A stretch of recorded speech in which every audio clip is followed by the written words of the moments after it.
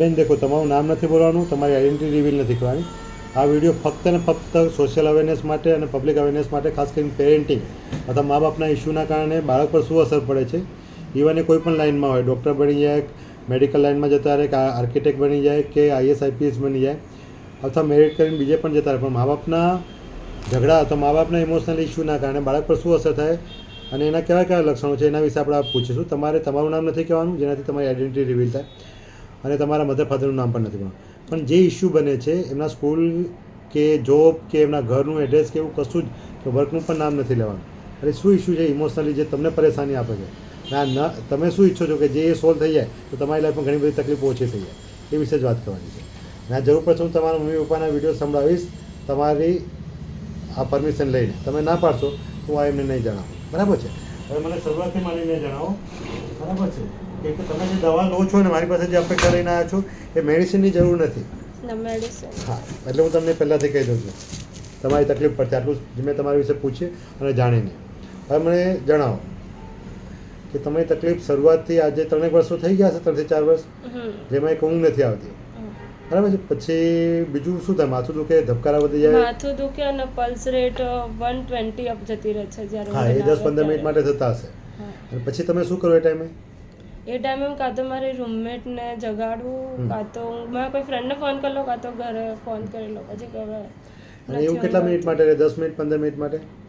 એટલે આમ જો ફોન પર કમ્પ્લીટ વાત થઈ જાય તો 10-15 મિનિટ માટે, નહીં તો પછી. તમે એવું માનો છો કે ઊંઘની ગોળી લેવાથી ઊંઘ મટી જાય એવું માનતા હતા તમે પહેલાં? નથી માનતા. તમને હું આજે એમ કહું ઊંઘની ગોળી આપી તો તમારી તકલીફ મટી જશે ખરી?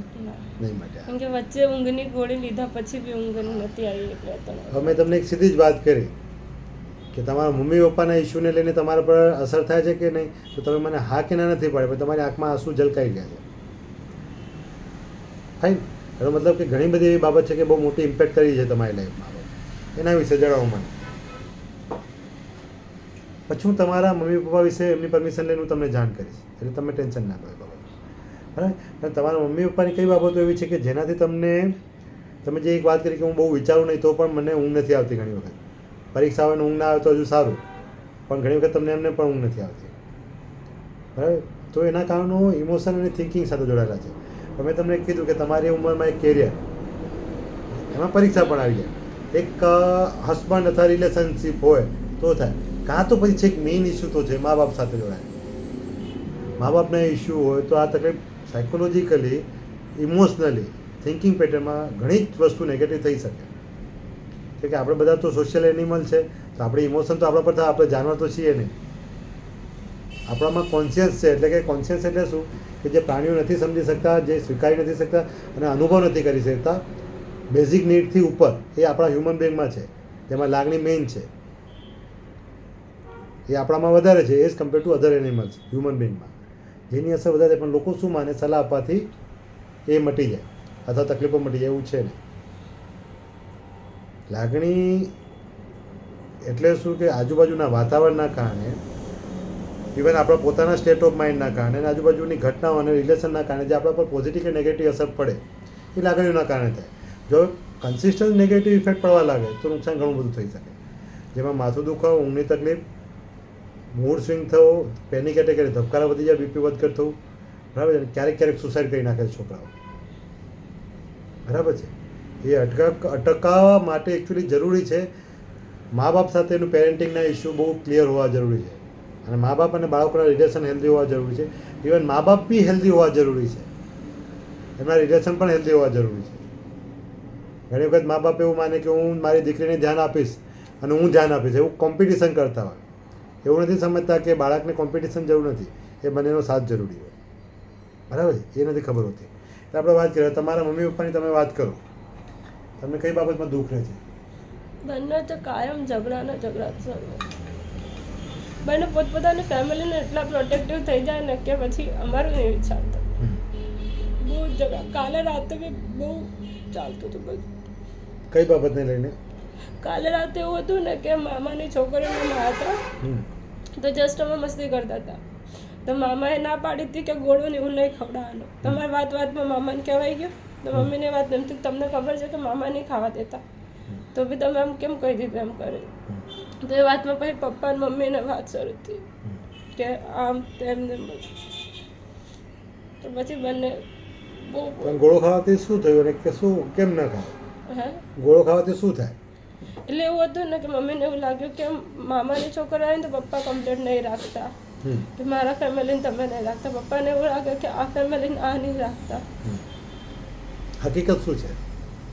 બંને ટ્રાય કરે ને પણ બંનેને એવું લાગે, પપ્પાને એવું બી લાગે, પપ્પાને એવું લાગે ને કે મારી ફેમિલીને કોઈ નહીં રાખતું. મમ્મીને એવું લાગે કે બંને કમ્પ્લીટ રાખે છે. બસ એમ છે ને કે આ વાત આમ થઈ ગઈ, આ વાત આમ થઈ ગઈ. મેં કાલે બી એ સમજાવવાનો બહુ ટ્રાય કર્યો કે એવું નહીં કે બંને ઓપોઝિટ છે. બંને ટ્રાય કરો પણ બંને એટલા બધા બી એટલું બધું તમે એકબીજાને પોતાના પેરેન્ટ્સનું વિચારી લો ને કે પછી એકબીજાનું નહીં જોતા. જો ધારો મમ્મીના પેરેન્ટ્સ છે તો મમ્મીના પેરેન્ટ્સમાં કોઈ બી ભૂલ થઈ ગયા તો કંઈ કામ કહેવાય ગયું તો એ બંને તો ડિસ્કસ કરી શકે ને. જો મમ્મી પપ્પાને કે તો એવું થોડી થવાનું છે કે એના પેરેન્ટ્સનું કંઈ કે હા તો પપ્પા એમ કે મમ્મીને કે ના મારા પેરેન્ટ્સની આ ભૂલ છે એમ, તો એ થોડી ને કંઈ આમ એવું કહેવાનું છે. એટલે બધા સામે નાખે પણ મમ્મી એકબીજાને તો શેર કરી શકે ને. તો કાલે જસ્ટ એ વાતમાં હતી કેમ કહેવા માંગતી હતી પણ પછી બંને બોલ ન થાય કાલે. તો તમે આમ શાંતિથી જીવવા નહીં દેતા, તમારા લીધા થઈ ગયું ને બધું. એવું કોણ કે? બંને એકબીજાને કહેતા હતા. પણ એવું ખરું કે એ બંને એ ભૂલ સુધારવાની જગ્યા પર એકબીજાને કંટ્રોલ કરવાની કોશિશ કરી રહ્યા હોય કે એકબીજાને ખોટા પાડવાની કોશિશ કરી બંને એકબીજાને બંને પોતે સાચા છે એમ પ્રૂવ કોઈ બી સમજવા રેડી નહીં થતું. હા એટલે પણ પોતે સાચા પ્રૂવ કરવા માટે ક્યારે થાય? જ્યારે બીજા લોકો એલિગેશન ખોટું કરતા હોય ત્યારે. કોઈ એલિગેશન માનો કે તમે ક્યારે સાચું પ્રૂવ કરો? હું જ્યારે તમને ખોટું એલિગેશન કરું તો ને એટલે એમ તો છે કે જો મમ્મીને એ વાતનું મમ્મીને એવું પપ્પાએ બી એવું નહોતું કર્યું કે હાવ કંઈ નહીં રાખ્યું, જસ્ટ મસ્તીમાં જ એમ કીધું હતું. તો મમ્મીને એમ લાગી ગયું કે પપ્પા નથી જ કરતા એમ, એટલે 100% ભૂલ પપ્પાને બી નથી. પણ થોડી ભૂલ તો થઈ ગઈ હતી કે નહોતું કહેવાનું. તો કેમ ના કહેવાય? એટલે મામા ના પાડે. તો મામા ના પાડે તો એમાં કારણો લોજિકલ હોય તો ઠીક છે. ઉનાળો છે ગોળો ખાવ તો એમાં કોઈ બીમાર થાય એવું નથી, તો બરફ ખાવામાં ના ક્યાં એમાં જૂઠું બોલવાની ક્યાં જરૂર હોય? પણ મામાએ ના પાડે એટલે મમ્મીને એમ થઈ ગયું કે મામાએ ના પાડી તો તમારા લીધે ના પાડી તો નહીં ખવડાવો. હવે કોના કારણે ના પાડી? બરફનો ગોળો ના ખવડાવ્યું? પપ્પાને? મામાએ ના પાડી, ફોન પર સાંભળી ગયા હતા તો એટલે મમ્મીને એવું લાગ્યું કે પપ્પાએ એવું બધું એમ કર્યું કે એટલે ના પાડી હતી. કહેવાની જરૂર નથી, એમ જો ના કીધું હોત તો ખાવા મળતો. ના ના પણ ખાઈ લો તો બી શું વાંધો છે? માન લો મેં એમ જ કીધું હતું ખોટું હોય તો શું? ચલો આપણે કોઈ દારૂ પીવા માટે કહેતા હોય ને આપણે ના પાડ્યું તો કારણ કે એનાથી નુકસાન થાય, પણ બરફ ગોળો ખાવામાં કોઈ બીમાર ના હોય અને બરફ ગોળો ખાવ તો એમાં વાંધો ક્યાં છે? મેં એમ જ કહેતી હતી પણ ભાઈ કોઈ જ નહીં માનતું. એમાં મને મેં એવું હતું ને કે પેલી નાની બી રિસાઈન સુઈ ગઈ હતી તો મેં એને બી એમ કીધું કે ચાલ ના હવે તો પપ્પા તો કીધા બધું થોડી જ માનવાનું કે ગોટો તો ખાઈ આવે. તો પછી મમ્મી બી ગુસ્સો કરે તો ચાલ કહી દીધું પછી બધું હું એટલે એકદમ નાની એકદમ માઇનોર વાત હતી કે જેમાં કોઈ જરૂર નથી કે આટલું મોટું થાય, પણ ભાઈ બહુ મોટું થઈ જાય. આવું રોજ ચાલે છે? એટલે આમ રોજ નહીં ચાલતું પણ કોઈક વાર જ્યારે એકબીજાના પેરેન્ટ્સ ઘરે આવે ને ત્યારે ઓલવેઝ થાય છે. એવામાં એવું ખરું કે કોઈ એક વ્યક્તિ બેમાંથી કોઈ એક વ્યક્તિ બીજાને કંટ્રોલ કરવાની ભાવના રાખે છે? એવું થયું તમને ક્યારે એવું લાગ્યું છે? સમાજની જવાબદારી અથવા સારું કરવાના ચક્કરમાં પોતાની લઘુતા ગ્રંથિ દબાવવામાં બીજાને કંટ્રોલ કરતા એવું લાગે છે ક્યારે કે કંટ્રોલ કરવાની કોશિશ કરે? એ નહીં જોયું ધ્યાનથી. કેમ કોઈ બી બાબત શાંતિથી કહી શકાય, આમાં ઝઘડો કરવાની જરૂર નથી, પણ ઝઘડો માણસ આવે ક્યાં કરે? જ્યારે બીજાને કંટ્રોલ કરવો હોય ત્યારે. હા આ કાલે વાત તો શાંતિથી પતી જાય એમ હતી, બહુ નાની વાત હતી. તો એમાં એવું ખરું કે દરેક વ્યક્તિ મારું ધારેલું જ કરે એવું ભાવના કોઈ ધરાવતા હોય પપ્પા કે મમ્મી? એવું તો થઈ જાય ઘણી વાર. પપ્પાને એવું થાય કે હું કહું એ થવું જોઈએ. અને મમ્મીને? મમ્મી એવું કોઈક વાર થાય, કોઈક વાર મમ્મી એમ ચલવી લે, પણ કોઈક વાર તો મમ્મીને એમ થાય કે તમે આમ આ રીતે રહેવું જોઈએ. તમને એમાં કઈ બાબતનું દુઃખ થાય? એ બંને વચ્ચે એટલું કોન્સ્ટન્ટ ચાલતું જ રહે, પછી વાત અમારા પર તો આવે. મમ્મી પપ્પાના સાઈડનું બધું કહેતી હોય, પપ્પા મમ્મીના સાઈડનું કહેતા, પણ અમે તો વચ્ચે હોય ને અમે બધા જોડે કનેક્ટેડ. એ વસ્તુ તમે એવું પક્ષપાત ના કરી શકો પપ્પા જોઈએ કે મમ્મી જોઈએ એમ એવું ના થઈ શકે. હા પછી એટલે બંને એકબીજાનું આમ કહેતા હોય તો અમારે કેમ કરવું કે કોઈ એક જોડે રહો એક જોડે નહીં રહો. એની બાબતમાં દુઃખ બહુ મોટું થાય, પણ એ તમે દુઃખ એ લોકો નથી અનુભવી શકતા. બંને જણ તમને આટલી તકલીફ પડે છે એમની વાતોથી, એવું એ અનુભવ નથી કરી શકતા? એમાંથી કોઈ નથી કરી શકતા. તમે કહો તો પણ નથી કરી શકતા કે મમ્મી કે પપ્પા તમારી આ બાબતથી કે આ રીતે થવાથી અમને બહુ દુઃખ પહોંચે છે કે અમને નુકસાન થાય છે સાયકોલોજીકલી, ઇમોશનલી. એવું તમે ક્યારેય કીધું છે ને? એમ નહીં કીધું, બસ એટલું કીધું કે આટલું બધું ખાલી ખોટું કેમ રીઝન બરાબર હોય તો બરાબર લડાવો, રીઝન વગર કેમ આટલું બધું લડાવો છે. તો શું કીધું? તો પછી કંઈ જવાબ નહીં આવ્યો, કોઈ કંઈ જવાબ નહીં આવ્યો. તો આ બાબત તમને કઈ રીતે ખબર પડી? તમે તો ત્યાં હશો ને. પણ હું મોસ્ટલી એવરી વીકેન્ડ ઘરે આવી જાઉં, કેમ કે ત્યાં ગરમી એવી છે ને હોસ્ટેલમાં ખાવાનું ને બધું નહીં સેટ થતું. તમને એવું લાગે ખાવામાંની તકલીફ બહુ વધારે છે કે આ તકલીફ વધારે છે? હા, વધારે લાગે. પછી તો કોઈક વાર ત્યાં જે લોકલ રિલેટિવ છે એમના ત્યાં, પછી એમ બી કોઈક વાર તમે ત્યાં હો ત્યારે તમને કઈ રીતે ખબર પડે કે અહીંયા ઝઘડા થાય છે? ટોન પર તેમ છે મમ્મી પપ્પા મોસ્ટલી આમ જોડે વાત કરતા હોય ને, આમ બાકી કોઈ કોલ આવે અલગ અલગ રીતે વાત કરતા હોય, કાં તો એવું કંઈક આઈડિયા આવે જો બહુ મોટું થયું હોય તો. એ લોકો કે ખરા? ના, એ લોકો નહીં કહેતા, પણ હું ઘરે આવતી હોય ત્યારે, અને ઘરે આવતા ત્યારે બી આવું થતું જ હોય છે. એવું નહીં ઘરે આવતા ના થતું હોય કે તમને ખબર છે આની સિવાયને એમના કારણો શું હોઈ શકે બીજા ઝઘડા થવાના સાયકોલોજીકલી? મને ખ્યાલ છે. તમને ખાલી ધુમાડો દેખાય છે, આગ નથી દેખાઈ. એટલે હું એમની સાથે વાત કરી લઈશ. પણ આ બાબતના કારણે તમે જ્યારે મેડિકલમાં ગયા ત્યારે તમને ઊંઘ નથી આવતી, ત્યારે તમે એવું કીધું કે મને દવા કરાવી, પણ એ બાબતમાં ઊંઘ ના આવી એવું તમે કોઈને કારણ કીધા કે મને ઊંઘ કેમ નથી? તમે વિચાર્યું ત્યારે? ઊંઘ રીઝન બહુ વાર વિચાર ટ્રાય કર્યો કે એકચ્યુઅલ રીઝન શું છે, કેમ કે જો કોઈ થોટ આવતા હોય તો બરાબર કે મગજમાં એક ને એક વાત ફરે તો ઊંઘ ના આવે, પણ એવું બી નહીં થતું. જસ્ટ ટાઈમ જાય છે, મગજમાં કંઈ જ નહીં. પછી જે બધી એક્સરસાઇઝ કીધી, એવું કીધું કે ફિઝિકલી કોઈ એક્સરસાઇઝ કે એવું કંઈ નહીં હોતું એટલે ઊંઘ નહીં આવતી, તો એ બી ટ્રાય કરી લીધું. પછી એમ કે પ્રાણાયામને એવું સ્ટાર્ટ કરો ઊંઘતા પહેલાં, કોઈ ફિક્સ બેડ ટાઈમ રાખો, કાં તો પછી સૂતી બેડ પર સુવા સિવાય ક્યારે કોઈ ટાઈમ પર નહીં જવાનો, તો ઊંઘ કદાચ ઇમ્પ્રૂવ થઈ જાય. બધું ટ્રાય કરી લીધું, કંઈ જ ઇફેક્ટ નહીં. એ શક્ય છે કે એનાથી સુધારો થાય, કેમ કે એનાથી બ્રેનના કેમિકલ ન્યુરોટ્રાન્સમીટર ચેન્જ થાય એ હેબિટના કારણે. બોડી જ્યારે આપણે માઇન્ડને કંટ્રોલ ન કરી શકીએ તો આપણે બોડીને રિલેક્સ કરીએ તો માઇન્ડના હોર્મોન પણ ચેન્જ થાય. કેમ કે મને ગુસ્સો આવે બહુ એમ, હવે હું એમ કહું કે 20થી રિવર્સ કાઉન્ટ કરો 1 સુધી, તો 20થી રિવર્સ એક કાઉન્ટ કરીએ 1 સુધી, તો મન શાંત તરત નથી પણ બોડી રિલેક્સ થવા લાગે. હું મારી દઉં એના કરતાં. તો એ ટાઈમે શું છે કે બોડી રિલેક્સ થાય તો બ્રેનના હોર્મોન પણ ધીરે ધીરે કોર્ટિઝોલ ડાઉન થવા લાગે. એ રિલેક્સેશન થેરાપી કહેવામાં. એ વર્ક કરે અમુક કન્ડિશનમાં, અમુક હદ સુધી. પણ જો આપણે એના રૂટ કોઝ દૂર ન કરીએ, અથવા અવેર ન થઈએ એનાથી, અને એને મેનેજ ના કરતાં શીખીએ, જેમ કે હમણાં અફઘાનિસ્તાનમાં લડાઈ ચાલી રહી છે કે માન લો કે યુક્રેન રશિયા ચાલી, એ મારા હાથમાં તો કંટ્રોલમાં નથી. મને ચિંતા તો છે કે એની અસર આપણા પર બી પડે છે, પણ એ મારા હાથમાં નથી. હવે મેં સ્વીકાર્યું હતું કે મારા હાથમાં નથી, પણ મોંઘવારી વધવાની છે, બરાબર છે. તો મને એટલું તો ખબર છે મોંઘવારી વધવાની છે અને હું મહેનત નથી કરી શકવા, તો આપણે શું ધ્યાન રાખવાનું? તો ચિંતા છે, મેં સ્વીકાર્યું, મેં ઓલ્ટરનેટ રસ્તો કર્યો કે મોંઘવારી વધે છે તો આપણે ધ્યાન રાખવું, તો મને ટેન્શન ન થાય, અથવા ટેન્શનના કારણે મારે શરીર પર અસર ન થાય. પણ મને જે જાણકારી છે એના કારણે મારું રિએક્શન તો આવવાનું જ છે. હવે નેગેટિવ આવે છે હેલ્ધી વેમાં કે અનહેલ્ધી વેમાં, એ આપણે મેનેજ કરવું જરૂરી છે. હવે પપ્પા મમ્મીના ઇસ્યુમાં તમે જે વિચાર મનમાં ચાલો છો તમે કોઈને કીધા નહીં હોય મારે ખ્યાલથી? તમે તમારા મિત્રને કીધું હતું કે આ મારા મમ્મી પપ્પા મને રોજ ફોન કરીને મને આવું કહે છે, અથવા એ લડાઈ ઝઘડા થયા મમ્મી આવું કે પપ્પા એવું કહેવાય, મને તો ટેન્શન બહુ રહે છે આ બાબતના, મને દુઃખ બી રહે, એવું તમે તમારા કોઈ મિત્રને કીધું? અને કંઈ બી નહીં શકો, કારણ કે આ પર્સનલ મેટર છે. હવે એ બાબત તમે તો સાંભળી જ છે, વીકેન્ડમાં સાંભળો કે ફોન ઉપર સાંભળો. આજે સાંભળી તો શક્ય છે કે આજથી ઊંઘ ના આવે તો અઠવાડિયા પછી ઊંઘ ના આવે, ભલે, કેમ કે આજે જે વાત સાંભળી છે એના પર પણ આપણા મનમાં લાગણી અને વિચારો ક્રિએટ થવાના. જો એ નેગેટિવ હોય તો એની અસર નેગેટિવ થવાની. બીજું કે તમે એનાથી ભાગી તો શકો નથી, કે તમે કનેક્ટેડ છો. તમે ફોન મમ્મી પપ્પા ના કરો તો એ તો કરવાના જ છે.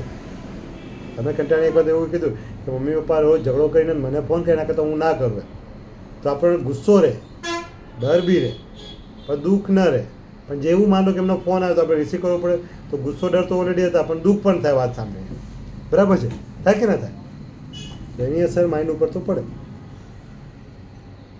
તો કાંટો કાઢવો મહત્ત્વનો છે. એટલે કે માન લો કે ઘણી વખત એવું છે કે માન લો કે મારા પગમાં કાંટો વાગ્યો છે તો હું કદાચ કાઢી શકું, પણ મારા પગમાં ઓપરેશન કરવાનું છે તો હું ના કરી શકું, એ મારે બીજાની મદદ લેવી પડે જો તકલીફ વધારે મોટી હોય તો. એટલે ઘણી વખત કેવું છે કે જ્યારે અમુક બાબતો આપણે મેનેજ કરી શકતા હોય તો આપણે એક્સેપ્ટ કર્યું કે આ હું કરી શકું, જે ન થાય તો એ આપણાથી નથી, મારા કંટ્રોલમાં નથી. ભલે મને તકલીફ થઈ રહી છે પણ મારા હાથમાં નથી કે હું જાતે ઓપરેશન કરું મારું, તો પછી મારે બીજા ડૉક્ટરની મદદ લેવી પડે, બરાબર છે. એવી રીતે તમારા કિસ્સામાં આ બાબતમાં મધર ફાધર માટે તમારે કન્સલ્ટન્ટની મદદ લેવી પડે કાં તો વડીલોની મદદ લેવી પડે સામાજિક રીતે, કેમ કે તમારા હાથમાં નથી કે તમે મેનેજ કરી શકો. મમ્મી પપ્પા આમ તો ઘરમાં મમ્મી પપ્પા ઓથોરિટી છે ને, એ તમે કહેશો તો એ સાંભળશે, જરૂરી નથી કે કરે. તમે ના પાડતો કે આવું ઝઘડો ના કરો તો કાલે બંધ થઈ ગયા હતા નતા થયા? આ તો કેમ? તમે તો ભણેલા ગણા છો, તો મોટા છો, તો એ કેમ ના માન્યા? વિચાર્યું ક્યારે? કેમ કે એમની ઓથોરિટી ઘરમાં મધર ફાધર એ ઓથોરિટી તરીકે છે. બીજું કે એ મોટા બી છે. ત્રીજું કે એમનો પોતાનો ઈગો બી છે સિસ્ટમ. ચોથું કે એમનો ઇન્ટરનલ મેટર છે જેમાં તમારો રોલ બહુ નથી. તમે સફળ થઈ શકો, લઈ શકો નેગેટિવ વસ્તુ, તમે એને અટકાવી ના શકો. મોદી સાહેબને હું ઓર્ડર આપીને એમ ના કહી શકું કે આ ખોટું છે. મોદી સાહેબ મને કહી શકે કે ઓથોરિટી છે. તો આ પેટર્ન છે. હવે આ પેટર્નમાં કેવું છે કે કાં તો આપણે એને એક્સેપ્ટ કરીને મેનેજ કરવા માટે કહી શકીએ, પણ એના ઇમોશન ના એક્સેપ્ટ કરીએ, એમની વાત ના સ્વીકારીએ. આપણે થર્ડ પર્સન ના બનીએ, જે મંકી મેન કહે ને ફ્લાઇંગ મંકી, એવું ના બનીએ. સંદેશો ટપાલી એને આ કીધું એ લઈને પછી આપણે ત્યાં એમને કહીએ, એમની ઇમોશન સામે આપણે અહીંયા કહીએ, જ્યાં આપણો રોલ કોઈ જ નથી, એમાં સફર આપણે થઈએ, જે આપણા હાથમાં નથી. એમાં થર્ડ પર્સન તરીકે ઇન્વોલ્વ થાવ તમે તો શક્ય છે કે તમે બંને બાજુથી ટીપાઈ જાઓ, સફળ થાવ, ઇમોશનલી બી અને બ્લેમિંગ બિહેવિયરથી પણ. હવે કદાચ કોઈ બ્લેમિંગ ના કરે પપ્પા કે તું ભાઈ તારા મમ્મી જેવી છે, મમ્મી એમ કે તારા પપ્પા જેવી, એવું કદાચ બે જણ બ્લેમિંગ ના પણ કરે તો એ ઇમોશનના કારણે આપણે ઇમોશનલી એબ્યુઝ થઈ જઈએ અને ડ્રેન થઈ જઈએ, ખાલી થઈ જઈએ. પોઝિટિવ લાગણી ન મળતી હોય પણ સાથે નેગેટિવ મળતી હોય એની જગ્યા પર, અને ઘણી વખત પોઝિટિવ મળતી હોય પણ સાથે નેગેટિવ પણ એટલી મળતી હોય, તો બેલેન્સ ના રહે, નેગેટિવ વધારે મળતી હોય. પેલા આઈસ્ક્રીમ ખવડાવે પણ સાથે ઝેર આપી દે તો જોખમ ના થાય? થાય ને, ભલે આપણે આઈસ્ક્રીમ ગમતું હોય. તો ઇમોશનમાં પણ એવું છે. આપણે મેચ્યોર હોય તો શક્ય છે કે એને આપણે વધારે નહીં, ભાઈ તમે જે કરવું એ કરો, યોગ્ય નથી, આ ખોટું છે, પણ હું આમાં ઇન્વોલ્વ થવા નથી માંગતા. ક્લિયર, મને ફરક પડે છે પણ એ મેટર તમારે સોલ્વ કરવાની છે, એમાં મારો કોઈ રોલ નથી. તો આપણે ફ્લાઇંગ મંકી ના બનીએ. ફ્લાઇંગ મંકી એટલે કેવું, મારા જે મનમાં વાત છે એ મારે પેલા માણસને કહી છે પણ હું એમને નથી કહી શકતો, કેમ કે હું કહીશ તો એ મારી સાથે ઝઘડશે, પણ હું તમારા થ્રુ કેવડાવું. એટલે પેલો વ્યક્તિ મને કહીને કે તમારી સાથે ખીજાય. હવે તમારો તો આમાં રોલ જ ક્યાં હતો? તમે મારી સાથે લાગણી મતલબ તમે મારી વાત સાંભળી અને ત્યાં પાસ ઓન કરી, તમારી તો કોઈ ભૂલ જ નથી. પણ તમે આ જો ફ્લાઇંગ મંકી બની ગયા, પોસ્ટમેન બની ગયા, એટલે જોખમ તમને. એટલે ઘણી વખત મા બાપ અજાણ્યાપણે પણ બાળકોને મીડિયેટર બનાવી દેતા હોય. એ બહુ ખોટું છે, બહુ નુકસાનકારક છે. કયા મા બાપ કરી નાખે? જે ઇગોઇસ્ટિક હોય, જે સારા બી હોય પણ થોડા જિદ્દી હોય, અથવા ઇન્ફિરિટી કોમ્પ્લેક્સથી પીડાતા હોય, એટલે બીજાને કંટ્રોલ કરવાની ભાવના ધરાવતા હોય કે મારું ધારેલું થવું જોઈએ, મારું ધારેલું થયું, કેમ પોતે લઘુતા ગ્રંથિ અનુભવતા હોય, એટલે બીજાને કંટ્રોલ કરવાની ભાવના ધરાવતા હોય. ત્યારે એમનો ઇગો સેટિસ્ફાઈ થતો હોય, પોતાની એક સેલ્ફ ઇમેજ મજબૂત ના બની હોય, એટલે પોતાના પાર્ટનરને કંટ્રોલ કરતા હોય કે એના સિવાય દુનિયામાં બીજું તો કોઈ કંટ્રોલ ના થાય. આજે આપણે જોયું હતું પેપરમાં, પેલા સુસાઇડ થયું, મર્ડર કરી નાખ્યું નથી પેલું પેપરમાં હતું, ગર્લ્સનું ને હસબન્ડ વાઈફનું. બીજા કોઈનું ન થયું, એનું કેમ થયું? કેમ કે એકબીજા પર ડિપેન્ડન્ટ હતા. તો ઇમોશનલ જે ડિપેન્ડન્ટ છે કંટ્રોલ, એમાં એ લોકો કંટ્રોલ કરવાનું ચાલુ કરે ત્યારે આવી તકલીફો વધારે થાય. એમાંથી કોઈ એક પાત્ર પોતાની નબળાઈ દૂર કરવા માટે અનહેલ્ધી વે પકડે, સામેવાળાને એ લેવલ પર લાવી દે જેવા પોતે છે, અથવા સામેવાળાને એ રીતે મજબૂર બનાવી નાખે કે એ છોડી દે, સામેવાળાને રીતે મજબૂર કરી નાખે કે એ માણસની ગામમાં ફજેતી થઈ જાય અને પોતાની નબળાઈઓ બહાર ના પડે. હંમેશા ડર એવો રહે કે મારી નબળાઈ બહાર કોઈને ખબર ના પડે. પણ નબળાઈ ખબર પડે, હું ફેલ થયો તો એમાં કોઈને ખબર પડી જાય તો એનાથી શું? હું ફેલ જ છું ને, ભાઈ તૈયારી નથી કરી, 5 લોકો મને ક્રિટિસાઇઝ કરશે, 5 જણ સલાહ આપશે કે ભાઈ ફરી વાંચી લેજે, પપ્પા હશે તો ફટકારશે, કેમ ફેલ થયો? તો એ તો હકીકત છે, તો મારે સુધારવું તો પડે મારી જાતે. હું ફેલ થયો છું એવું માર્કશીટ જ ના બતાવું તો, ખોટી ડુપ્લિકેટ માર્કશીટ બનાવી દઉં કે હું પાસ થઈ ગયો, તો એ હકીકત થોડી છે. પણ લોકો પોતાની નબળાઈને કહેવાની જગ્યા પર, એ સ્વીકારવાની જગ્યા પર, એને ક્રિટિસાઇઝ થાય તો કે એક્સેપ્ટ કરવાની જગ્યા પર એ બીજાને જ્યારે બ્લેમિંગ કરવાનું ચાલુ કરે, કંટ્રોલ કરવાનું ચાલુ કરે, જ્યારે પોતાની હકીકત ના ખબર પડે ત્યારે ઝઘડા ચાલુ થાય. પપ્પા મમ્મીનું પણ થોડું એવું છે. સાયકોલોજીકલી, જે તમે ત્રણમાંથી કોઈ નથી જાણતા અંદર અંદર બધાને એકબીજાની તકલીફ, અને એ લોકો કોઈ કહી શકે એવું પણ નથી. એટલે તમે વચ્ચે ટ્રેપ થઈ રહ્યા છો ઇમોશનલી અને સોશિયલી, અને તમે એ મેનેજ બી નહીં કરી શકો, કેમ કે તમારો વિષય બી નથી, તમે જવાબદાર પણ નથી એ માટે. તમે થોડી જવાબદાર છો. તમે આજે પરીક્ષામાં ફેલ થાવ તો તમે જવાબદાર થાવ, તમે કોઈ છોકરા સાથે ભાગી જાઓ તો તમે જવાબદાર છો. હા, એમના માટે તમે આ ઇસ્યુ માટે તમે થોડી જવાબદાર છો, તો પછી તમે કેમ ટેન્શન લો છો? દુઃખ થાય એ વસ્તુ સાચી, ચિંતા થાય બી સાચી.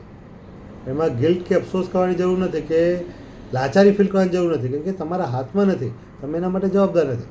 હા, તમે એક વસ્તુ છે કે તમે મેનેજ કઈ રીતે કરો એ હું તમને ગાઈડ કરી શકું, કે આને તમારી જાતે કઈ રીતે મેનેજ કરો અને એમને કઈ રીતે મેનેજ કરો. ટફ છે પણ સોલ્યુશન થઈ શકે એવું છે, સોલ્યુશન ના આવે એવું નથી. આના માટે સાયકોલોજી સમજવી બહુ જરૂરી છે. મજાની વસ્તુ એવું છે કે અમારું પણ એક અમુક કેવું છે કે અમારું પણ એક રૂલ્સ રેગ્યુલેશન હોય, પ્રોફેશનલ સિક્રેસી હોય. માનો કે આજે તમે એવું કહો કે આ મમ્મી પપ્પાને આ વિડીયો ન બતાવતા, તો હું એમને પણ ના કહી શકું. સમજો છો? હવે તમારા મનની વાત હું એમને ના કહી શકું કે આજે સમજી પણ ન શકે એવું પણ થાય. એટલે મારે તમારી પરમિશન લેવી પડે કે આ કેવું કેમ જરૂરી છે, એવું એમની પણ બાબતો છે.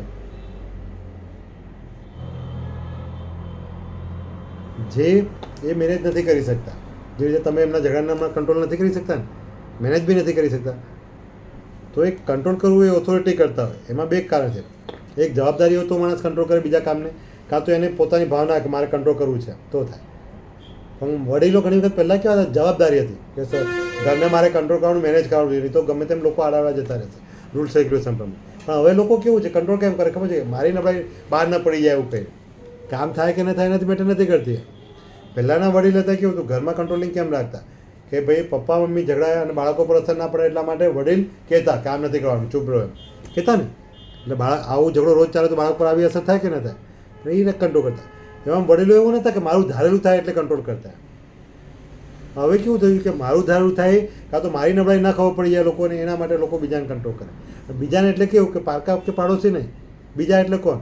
આપણી સાથે જોડાયેલા છે પોતાના લોકો, જેમાં બધાથી પહેલાં કોણ આવે? મા બાપ આવે, બાળકો આવે, કાં તો પાર્ટનર આવે. આ ત્રણ જ આવે.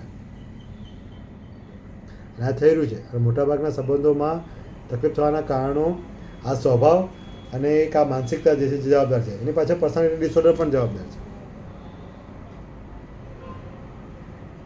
એનું એ પાછળ એના રીઝન ચાઇલ્ડહુડ ટ્રોમા છે. જેમ કે આ તમને હમણાં દુઃખ થઈ રહ્યું છે, જો આવું આવું રહે તો લાંબા ટાઈમે તમને પર્સનાલિટી સ્વભાવમાં અનસિક્યોરિટી રહે ને સંબંધોમાં. પછી તમે કોઈની સાથે મેરેજ કરો તો તમને બી હંમેશા ઇન્સિક્યોરિટી રહે. નાના ઝઘડા થયા તો ઇન્સિક્યોર થઈ જાઓ, તમે ગુસ્સે થઈ જાઓ, એવું થાય. કે તમે જે હમણાં જોયું છે એ રીતે અનુભવ્યું છે, અથવા તમે કોઈની સાથે સંબંધ ડેવલપ પણ ના કરી શકો એવું થઈ શકે. તો આ બધા કારણોસર આપણને ખબર ના હોય કે આ કારણોસર મને ઊંઘ નથી આવતી, પણ કારણો આવા હોય. જેમ કે આજે ફોન આવ્યો મમ્મીનો કે પપ્પાનો, અને આપણે સાંભળી લીધું અને આપણે કહી દીધું કે પપ્પા તમે છોડો ને આ બધી બાબતે, તો મમ્મીનું આવું રહેશે. તો આપણે કોઈ મમ્મીનું કે પપ્પા એવા છે, મમ્મી એમાં ક્યાં મોટી વાત છે, છોડ ને આવી. પણ તમને તો એ વિચારો મગજમાં રહેવાના કે નહીં? આપણે ભલે કહી દીધું છોડ દો, તો શક્ય છે કે આપણને આજે ઊંઘ ના આવે તો કાલે ઊંઘ ના આવે. કેમ કે એ વિચારો સાંભળ્યા નથી, આપણે એની લાગણીઓ સાંભળી, એ લાગણી આપણે સ્વીકારી, એ લાગણી પ્રમાણે આપણા વિચારો બદલાયા, એ વિચારો પ્રમાણે બ્રેનમાં કેમિકલ ચેન્જ થયા, અને એમાં સિરોટોનિનને હેપી હોર્મોન ઘટી ગયા, કોર્ટિઝોલ વધી ગયું, એટલે ઊંઘ ના આવે. હવે એમાં કંઈ કોઈ એવું બીજું બહારનું કારણ નથી. તમે એવું કહો કે પરીક્ષા છે એટલે ઊંઘ ના આવે, પણ પરીક્ષા હોય તો ઊંઘ આવી જાય એવું જરૂરી થોડી છે. વાંચેલું તો આપણે ઊંઘ આવી જ જાય છે ને, બધું સિલેબસ પતી ગયું તો ઊંઘી ગયા. અને ખબર છે કે આવું સિલેબસ નથી પૂરો થયો, ચિંતા છે તો એ ઊંઘ આવી જાય છે. પછી આપણે જાગવું પડે, મ્યુઝિક વગાડીને દોસ્તાને કહેવું પડે, ઠંડા પાણી મોડું ધોવું પડે. કેમ કે બ્રેઇન એનું કામ કરે. એક્ઝામ એ સ્પેસિફિક સ્ટ્રેસ છે, ખાલી એક્ઝામ માટે જ, અને એ સ્પેસિફિક ટાસ્ક સાથે. જો 5 ચેપ્ટર બાકી હતા અને વાંચી નાખ્યા, તરત જ ઊંઘ આવી ગઈ. ભલે હમણાં ઊંઘ નથી આવતી, પણ જેવા 5 ચેપ્ટર આપણે વાંચવા બેઠા 10 થી 12 રાત્રે 1 વાગ્યા સુધી 5 ચેપ્ટર પતી ગયા, 1 વાગ્યા તરત જ ઊંઘ આવી જાય. થઈ ને? કેમ કે મગજને રિલેક્સ થઈ ગયું. ઓકે, આ ચિંતા હતું, વાંચવાનું બાકી હતું, એ ટાસ્ક પૂરો થયો, અને મગજ તરત જ બીજો સંદેશ મોકલે. ઓકે, કોર્ટિઝોલ નેચરલ લેવલમાં આવી જાય અને મેલાટોનિન વધે અને ઊંઘ આવી જાય. તો આ સિમ્પલ ફંડા છે. હવે તમારા કિસ્સામાં એવું નથી. અને તમે બીજું કે સ્વીકારવા બી તૈયાર નથી. હા તો તમે હવે નથી આ બાબતમાં કે મને કેમ ઊંઘ નથી આવતી, પણ કારણો આવા હોય. તમને હવે લાગે છે કે એવા કારણો હોઈ શકે? કે મમ્મીના પપ્પાના ફોન તો આવતા જ હશે દિવસમાં એક વખત, અને એક વખત વાતો કંઈક ને કંઈક તો થતી હશે, કંઈક ને કંઈક તો વાત થતી હશે ને ઘરની બહારની. હવે તમે તો જોયું જ નથી હકીકત શું છે, જે કીધું એ જ સાંભળ્યું. એ જે તમે લાગણીઓ સ્વીકારી દીધી એની અસર આપણી લાગણી અને વિચારો પર પડે, એની અસર બ્રેઇન પર પડે, પછી શરીર પર પડે, માઇન્ડ ઉપર, પછી બ્રેઇનમાં ચેન્જીસ આવે. સોફ્ટવેર પહેલાં ઇફેક્ટ કરે, પછી હાર્ડવેર થાય, પછી શરીરમાં. પણ સોફ્ટવેરમાં દેખાતું નથી એટલે લોકોને ખબર નથી પડે. એટલે સોફ્ટવેર એટલે માઇન્ડ, ન્યુરોકેમિકલ જે ચેન્જીસ છે CNS સાથે જોડાયેલું, એમાં વધારે નુકસાન થાય તો પછી બ્રેઇન ઓર્ગેનિક ડેમેજ થાય, પછી બોડી તો રિએક્ટ કરે. બોડી રિએક્ટ કરે મતલબ એ ઓલમોસ્ટ બહુ મોટું નુકસાન થઈ રહ્યું છે. પેનિક એટેક આવો, ઊંઘ ના આવી. તમે શું અપેક્ષા રાખો છો મમ્મી પપ્પા પાસે? બસ એટલું આમ એકબીજાને એટલું બધું બી આમ ખરાબ ના માને, કે થોડું કમ્પ્લીટ રહે. એ બંને તો સારા જ છે, પછી કેમ આવું તકલીફ થાય? બંને એકબીજાના થોટ સેમ નહીં થતા. ના જો કોઈના પણ ના હોય, પણ આમ એકબીજાને પછી આમ એવું બી નહીં કે બીજા કોઈનો થોટ સમજવા બી ટ્રાય કરે. આમ હા એ કેમ? એમ જ છે કે હું કહું એ જ કમ્પ્લીટ. કોણ કેમ એવું કરવાનું કારણ શું લાગે તમને? તમને કંઈક તો કારણ લાગતું હશે ને એવું કરવાનું કારણ? ઇનસિક્યુરિટીને કંટ્રોલ કરવાની ભાવના છે, પોતાની નબળાઈ છુપાવવાની બાબત છે, કે પોતે સાચા પ્રૂવ કરવા છે, સામેવાળાને ખોટા પ્રૂવ કરવા છે એટલે પોતાની નબળાઈ છુપાય, કે લોકોથી અલગ રહી શકાય અને આપણે એ હકીકત ના ખબર પડે આપણે કંઈક કામ કરતા આડાવડા, શું હોઈ શકે?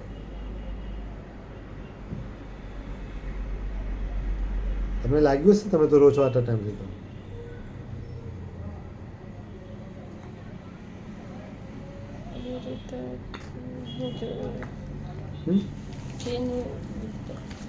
થોડુંક વિચારી મને જણાવો.